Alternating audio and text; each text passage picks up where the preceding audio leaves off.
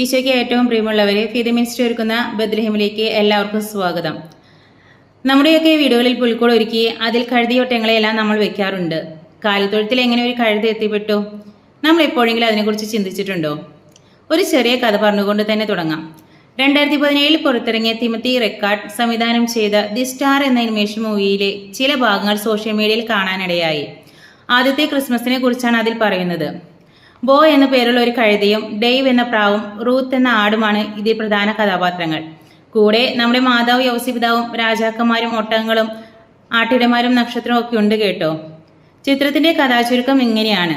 ബോ എന്ന പേരുള്ള ചെറുതും എന്നാൽ ധീരനുമായ ഒരു കഴുതക്കുട്ടി ഗ്രാമത്തിലെ മില്ലിൽ തന്റെ ദൈനംദിന ജീവിതത്തിന് അതീതമായ ഒരു ജീവിതത്തിനായി കൊതിക്കുന്നു.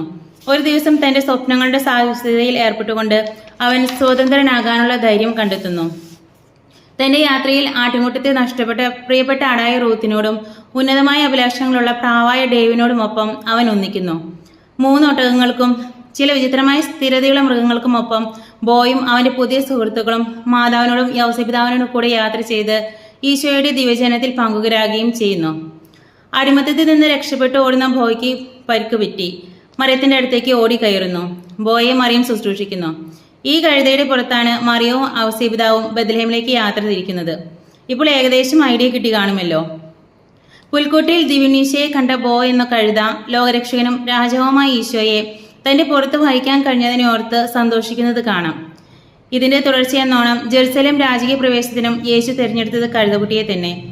സമൂഹത്തിൽ ഒരു വിലയുമില്ലാത്ത അടിമപ്പണി ചെയ്ത് കാലം കഴിക്കുന്ന കഴുതയെ ഈശോ തിരഞ്ഞെടുത്തെങ്കിൽ നമ്മുടെ പാപാവസ്ഥകളും ജീവിതാവസ്ഥകളും അറിഞ്ഞ് നമ്മെ തിരഞ്ഞെടുത്ത് സ്നേഹിക്കുന്ന ഈശോയെ എത്ര ആരാധിച്ചാലും സ്നേഹിച്ചാലും സ്തുതിച്ചാലും നന്ദി പറഞ്ഞാലുമാണ് മതി വരിക. ലൂക്ക 2:11 പറയുന്നു, ദാവീദിന്റെ പട്ടണത്തിൽ നിങ്ങൾക്കായി ഒരു രക്ഷകൻ കർത്താവായ ക്രിസ്തു ഇന്ന് ജനിച്ചിരിക്കുന്നു.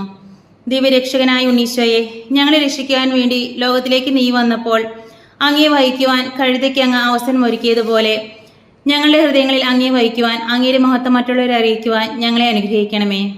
ഉണ്ണീശോയുടെ മാതാവിനോടും യൗസപിതാവിനോടും ഒട്ടകങ്ങളോടും ആട്ടിടമാരും രാജാക്കന്മാരോടും മറ്റു മൃഗങ്ങളോടും ചേർന്ന് ബത്ലഹേമിലെ അന്നത്തെ ക്രിസ്മസ് രാത്രിയെ മനസ്സിൽ കണ്ടുകൊണ്ട് ദിവ്യരക്ഷിതാവായ ദിവ്യുണ്ണീശോയെ നമുക്കും കുമ്പിട്ട് ആരാധിക്കാം. എല്ലാവർക്കും ആഗതമാകുന്ന ക്രിസ്മസ് ദിനത്തിന്റെ എല്ലാ മംഗളങ്ങളും നേരുന്നു.